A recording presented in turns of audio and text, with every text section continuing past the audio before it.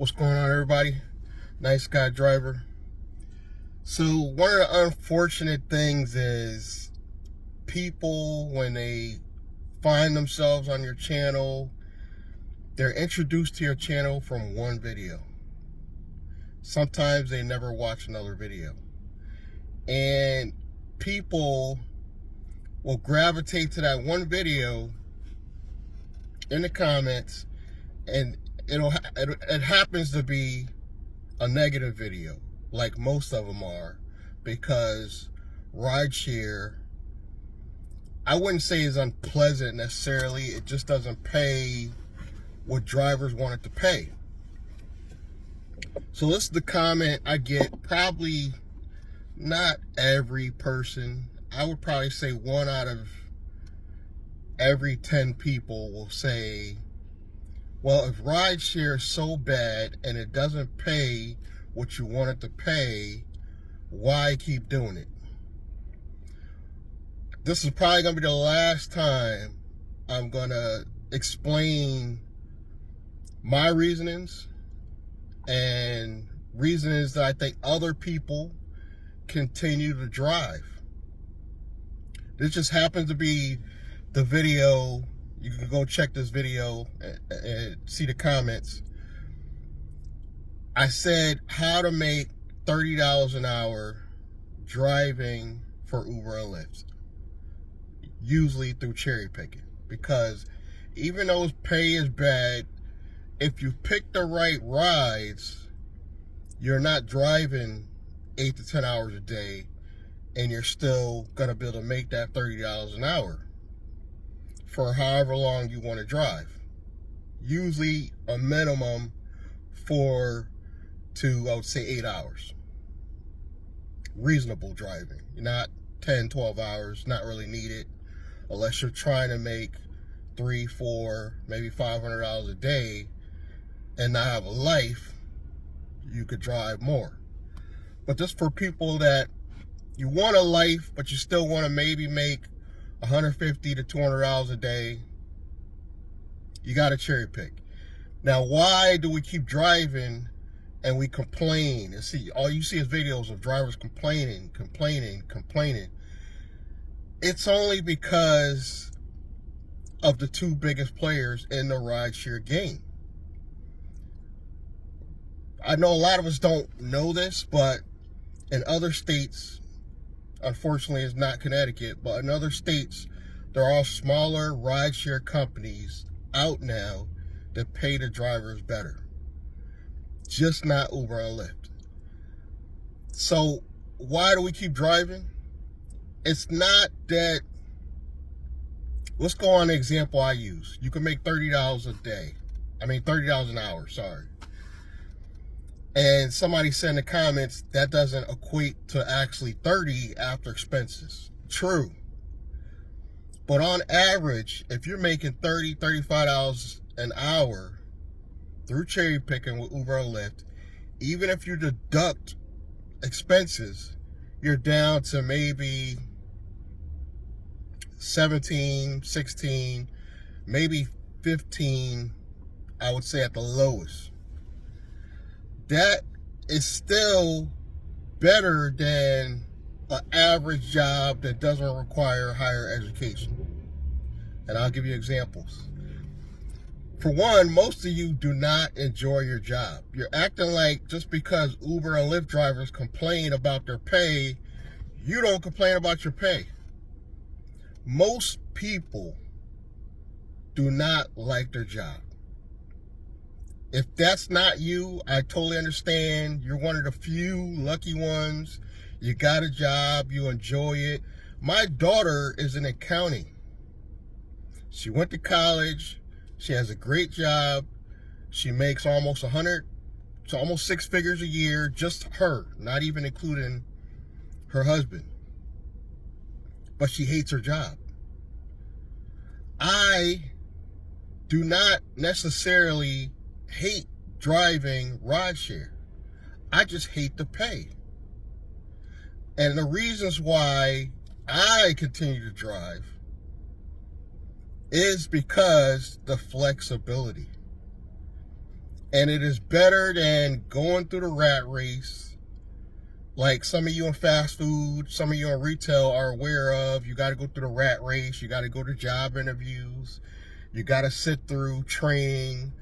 I eliminate all that. I have the flexibility to get on and off when I want, set my own hours. Yes, I complain about my job pay. But most of you complain about your job's pay. It's not just rideshare drivers. I'm willing to bet that there's a lot of fast food workers out there that if they had a decent running vehicle, they would jump into rideshare over going to McDonald's or Burger King. You got to ask to pee. You got to ask for a day off. If it snows one day and it's really bad weather, I could just take a day off. You got to call your boss and beg for that day off. This is why I drive. Do I believe you should have a plan B to get out of rideshare? Yes. Do I believe this was not originally meant to be a full-time thing? Yes, I agree. Rideshare was not originally intended to be a full-time thing. You know why it's a full-time thing? Because jobs suck. Most jobs really suck. It's really rare you find somebody that's fulfilled by their job. They love their pay. They don't complain. If they ask for a day off, they get it. That's rare, guys. It's really rare. And I hope this answers the question, if I hate rideshare so much, why do you still drive? Another reason, and I said this in past videos, but because this may be the only video you see, this is why I'm doing it again. Some people, not all, some people are just simply aged out of their career. They've been doing rideshare for the past 6-7 years, like myself. I was in wireless cell phone industry. If I go back to that, they're going to look at the gap in my career and be like, what have you been doing this past 7 years? And when I say rideshare and it's not cell phones, I'm aged out. It's not that I'm too old, but the gap in my employment causes me to not be able to go back into that field. I could go back to retail, but why? Again, I don't have the flexibility I want. If my daughter calls me and she's got an emergency and she needs help with my granddaughter or something like that, I can instantly just get off and go take care of them and go back to work when I need to. This also gives me the flexibility to, I don't feel tired like I was in retail. When I was in retail, guys, and I was in retail for a while. I was in retail for probably my second longest career was Bed Bath & Beyond.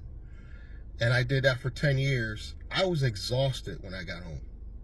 I wasn't just a salesperson. I was in the receiving department for most of that 10 years. I was exhausted. I didn't want to do anything, not even create videos when I got home.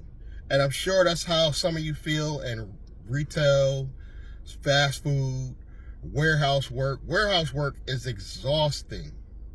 You don't even want to look at a computer sometimes because you're so exhausted when you get home.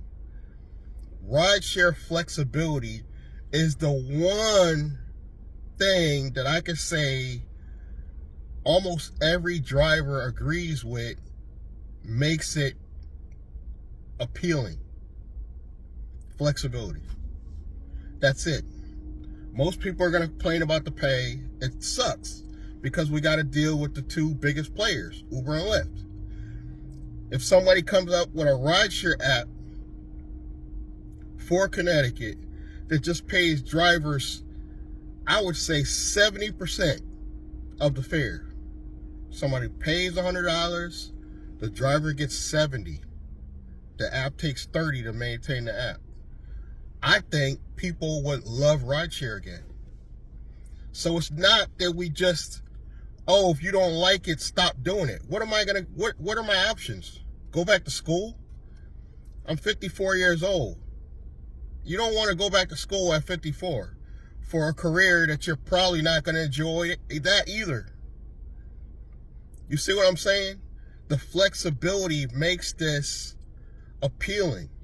Number two, this is an entry-level way of being your own boss because you can go private.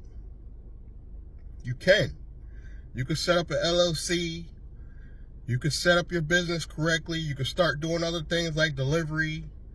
You can start doing shopping apps. You can start setting up appointments for yourself. So this is a gateway into your plan B. Another thing, a lot of people come to my channel and they think this is all I do. Guys, you're watching one of the things that I do. I know you don't look at YouTube as a building block or a future career, but YouTube alone is a gateway into online business. I could do affiliate marketing. I could literally start my own media company. YouTube is the building blocks for your plan B. For some of you. They don't realize that and they don't understand that. So they just dismiss, oh, you're just an Uber driver. And that's all you'll ever be. Guys, I'm not exhausted at all when I get home. I drive part-time. I rent rooms. I do affiliate marketing. I've got 5 YouTube channels. So I'm working on my plan B. I'm doing a whole series of videos walking you through my life going private. So I'm showing you everything that I'm going to be doing. On the finance channel, I'm showing how I'm going to build corporate credit for that new company. I'm showing you as I go, but you always get some wisecrack person out, and I don't think they intend to be mean. Some of them. They're really just confused because most of the videos are negative. Most of the videos are what? Drivers complaining, oh, Uber and Lyft suck. I'm going on strike. The strikes really don't help. I mean, maybe in the long run, but I'll be honest with you guys. I was wrong about one thing. And I'm willing to admit I was wrong. I thought that because I enjoyed rideshare so much back in 2018, I thought we had a good 20, 30 years of this.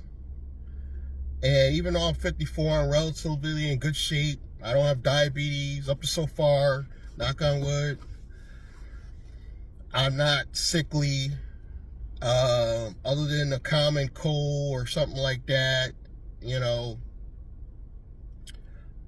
I thought we had 20 or 30 years of this, of being a rideshare driver.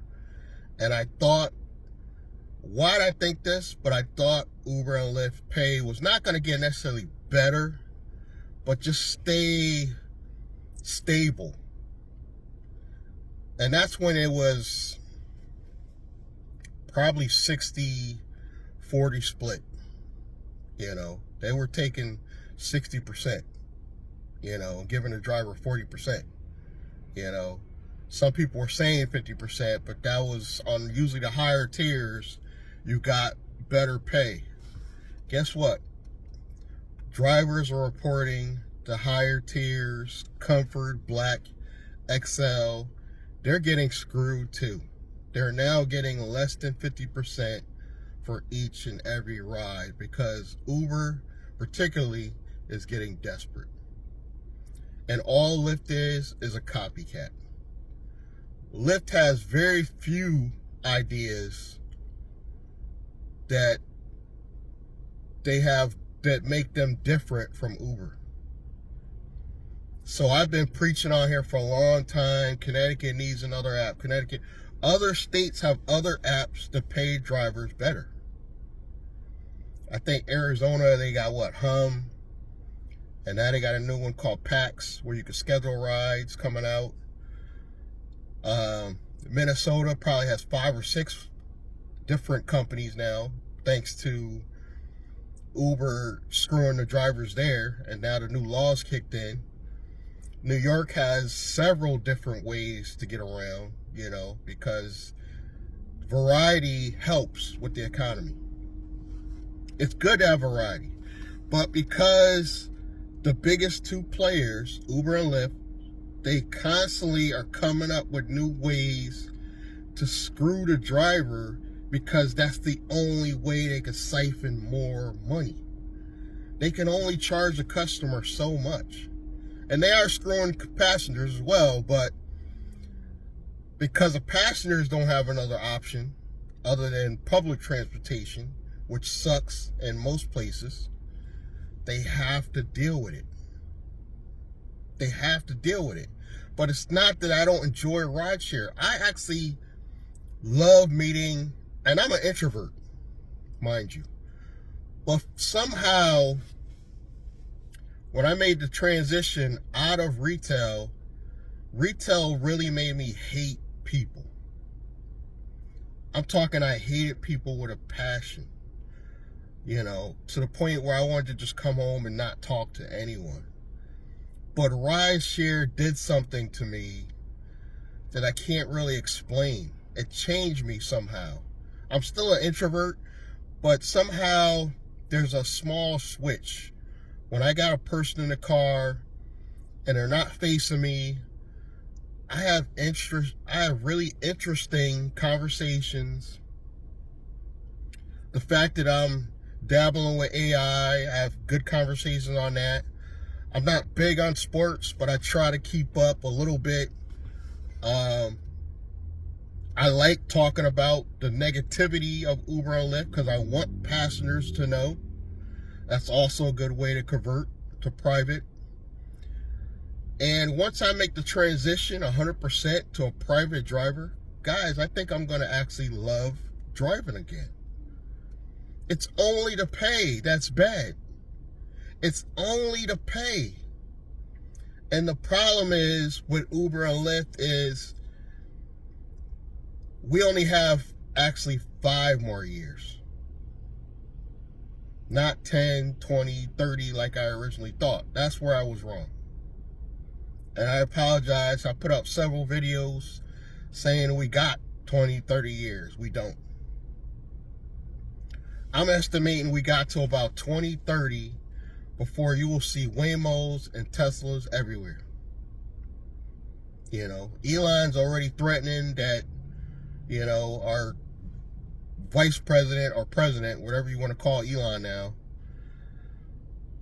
he's threatening that Tesla robo-taxis will be available in the next few years. And I believe him. I actually believe him. People are riding around in Teslas now, fully automated, and they trust them, and they're getting in accidents even, and people still trust them. So imagine when they iron out the kinks,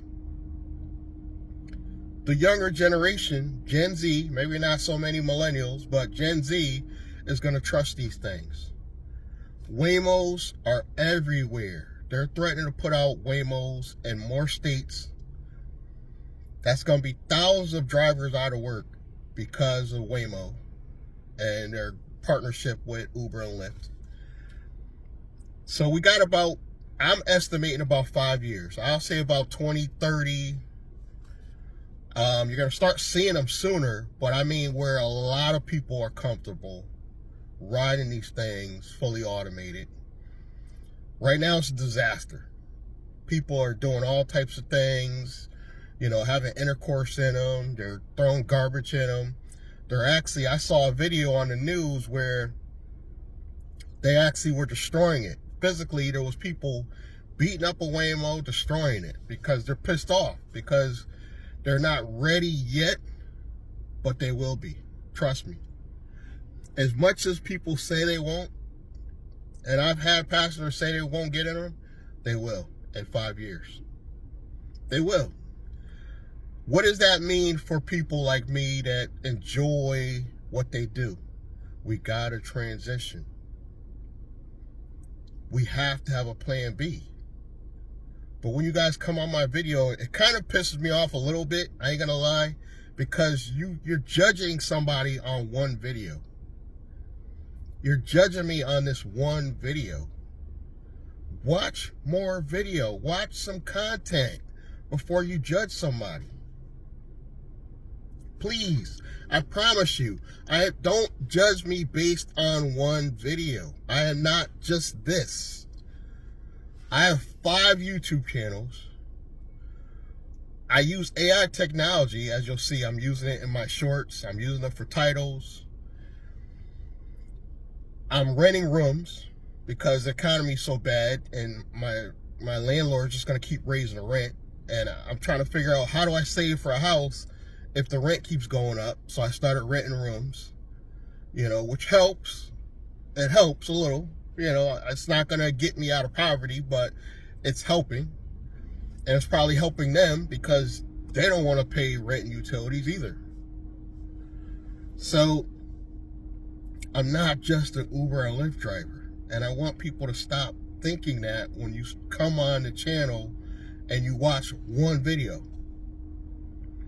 I'm here not to necessarily educate you, but show you a different way of thinking. Stop judging people based on that one video you fell on by accident, or YouTube pushed it to you. You only watched that one video and you never watch that person again. You can't judge people on that. You can't.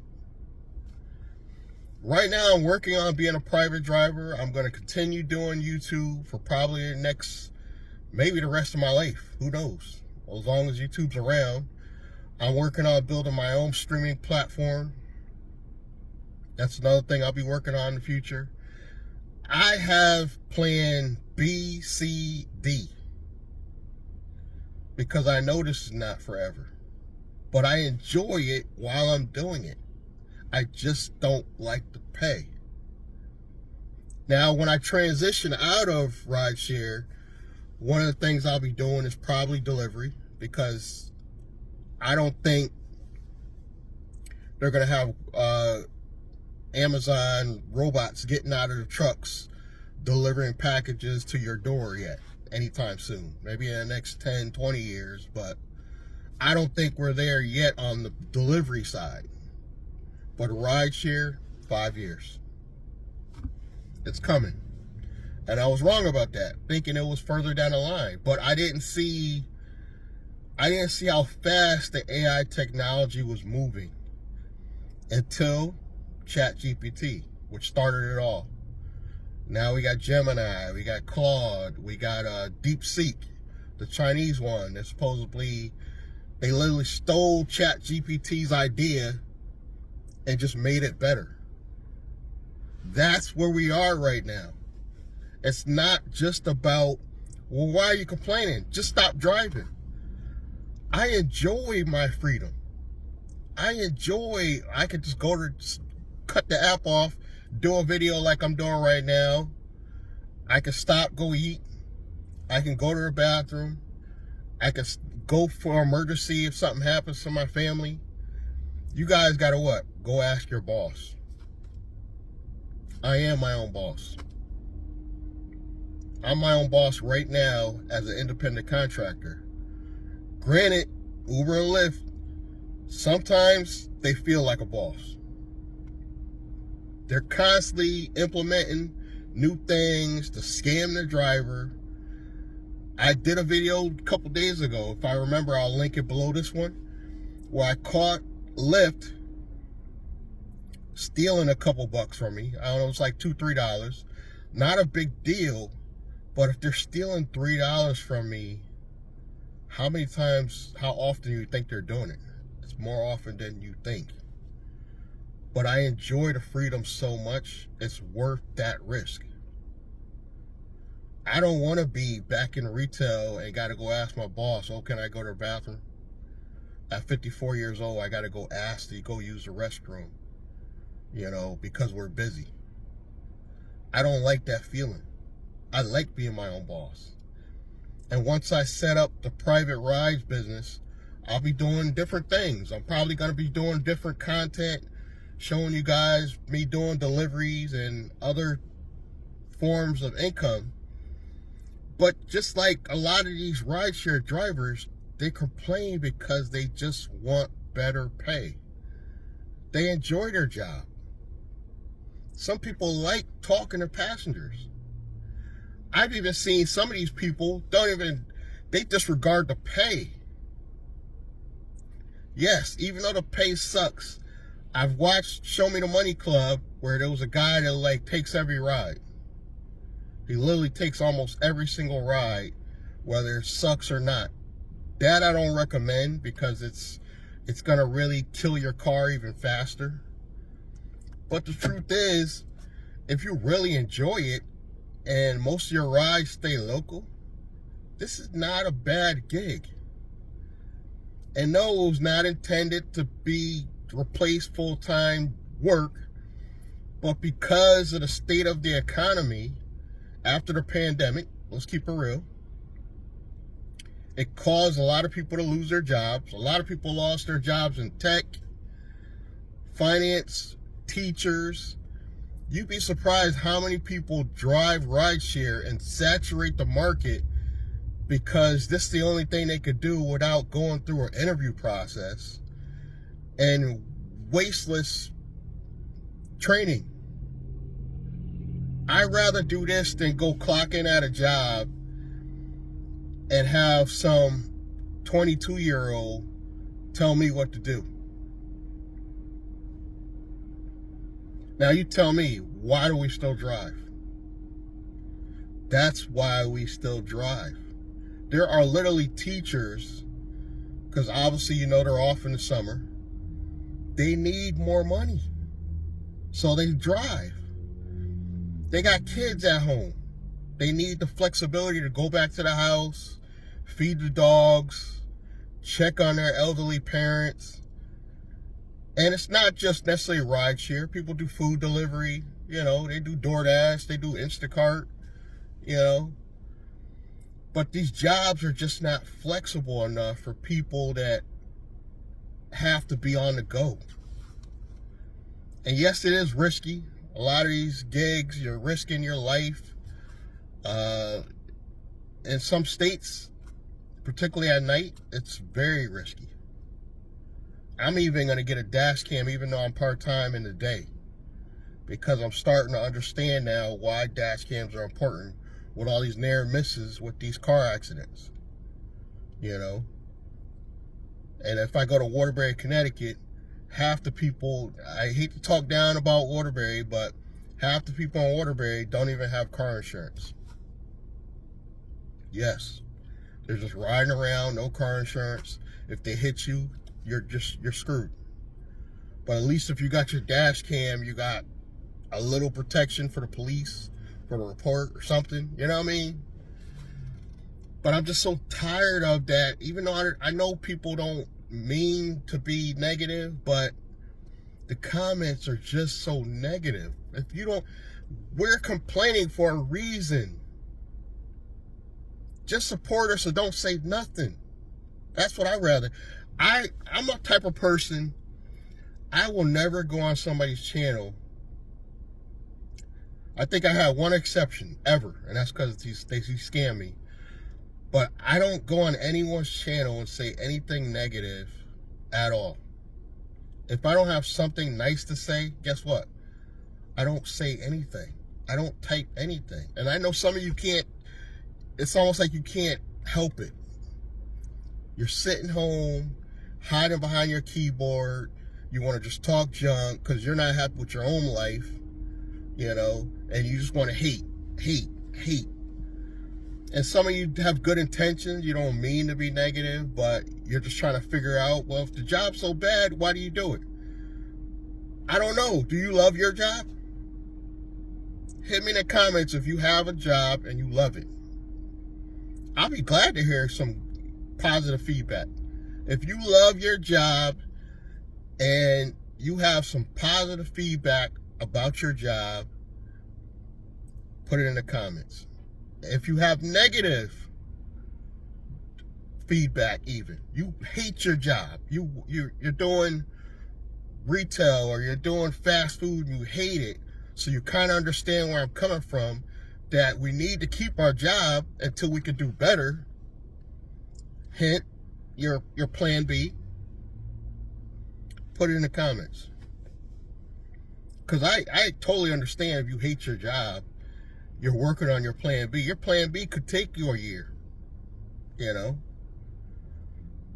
But because rideshare is dying in 5 years, all drivers have to start thinking about their plan B. Unfortunately, we all do. If you're going to be a rideshare driver, if you're going into deliveries, you might have a future. The apps are getting better. I hear these catering apps are paying a little bit better. I haven't physically done any, but I hear they're paying a little bit better than Uber and Lyft, so there's more options out there. And I understand now why over the years, and I'm guilty of not listening, they said you gotta have like 4 to 5 apps because Uber and Lyft is not enough.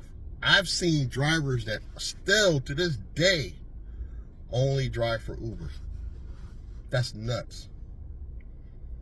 Bare minimum, you have to have Lyft and Uber, because there's days where I don't get any good rides on Uber all day, but for some reason, Lyft was just sending me stuff. I put my area filter on, and I'm getting back-to-back rides.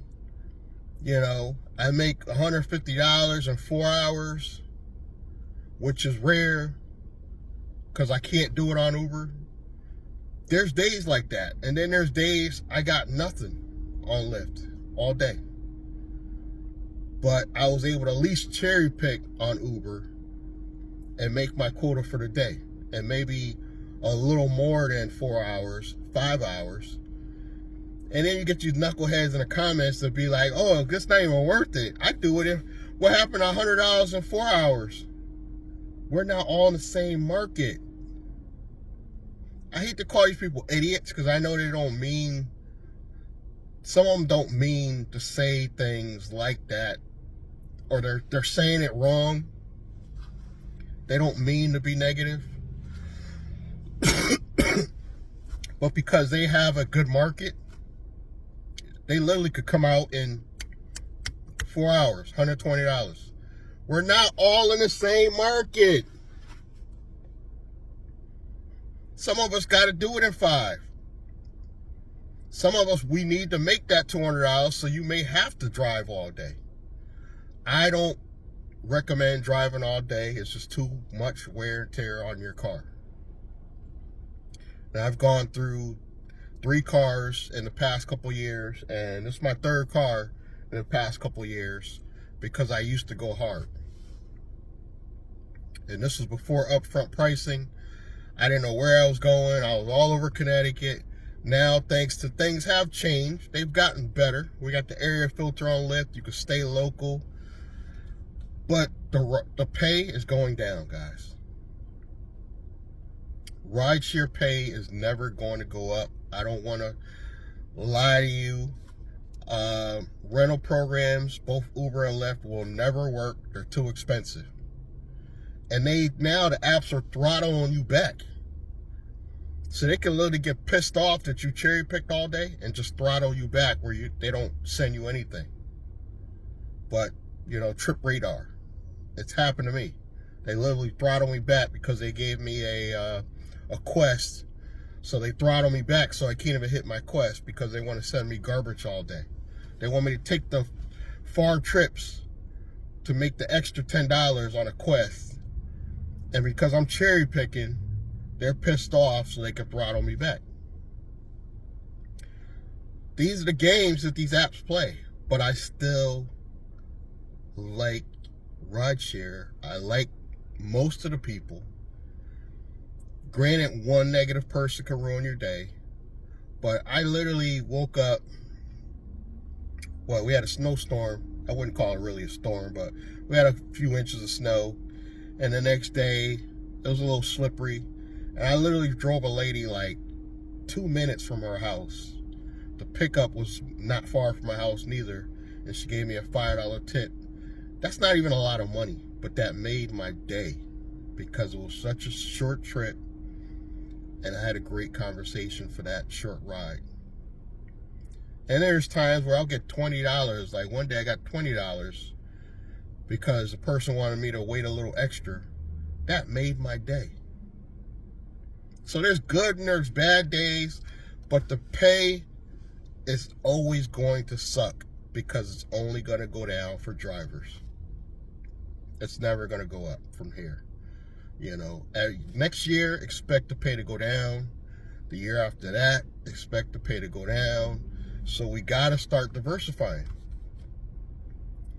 Or finally give up and go private. But even when I go private, I'm still going to be driving for the apps. You know why? Where am I going to get my customers? I have to take them from either Uber or Lyft. So I'm going to be driving for the apps at least part-time. And I'm still going to complain about the pay. So just get over yourself.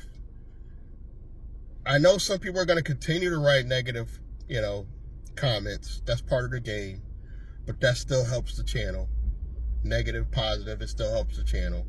But I would like more positive feedback, please. Thank you. And if you want to support the channel, you could do it for free. Subscribe, like, comment. Check out the information I got below this video. And I'm going to see you guys in the next video. Thank you.